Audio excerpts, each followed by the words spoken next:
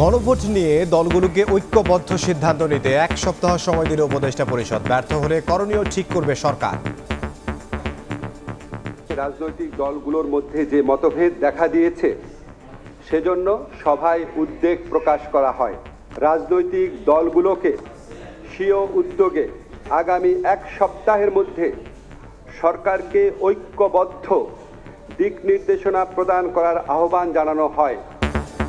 সংকটময় মুহূর্তে দাঁড়িয়ে দেশ গণতন্ত্রের পথে যাত্রা নির্ভর করছে নির্বাচনের উপর, বললেন সিসি।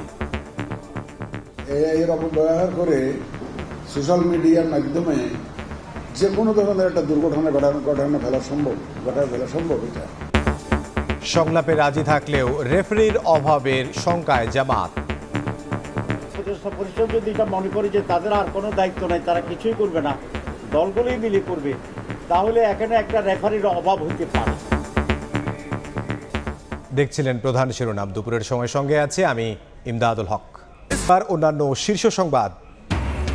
সনদ বাস্তবায়নের সুপারিশ নিয়ে সংকট ঘনীভূত। চলতি মাসে নির্ধারণ হতে যাচ্ছে রাজনীতির গতিপথ। তফসিলের আগেই সুরাহা না হলে অনিশ্চিত গন্তব্যে যাবে দেশ, মত বিশ্লেষকের।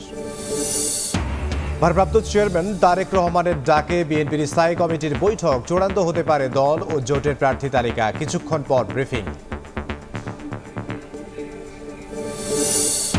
বিয়ারিং প্যাড দুর্ঘটনার পেছনে মেট্রোর নকশায় ত্রুটি, ঠিকমতো কাজ বুঝে না নেওয়া সহ বিভিন্ন কারণ দেখছে ডিএমটিসিএল। নিশ্চিত হওয়া যাবে তদন্তের পর। নতুন টেলিকম নীতি বাস্তবায়নে গ্রাহক পর্যায়ে 20% বাড়ছে ব্রডব্যান্ড ইন্টারনেটের খরচ। এক নামে সিম সংখ্যা 10 থেকে 7-এ কমানোর উদ্যোগ বিটিআরসির।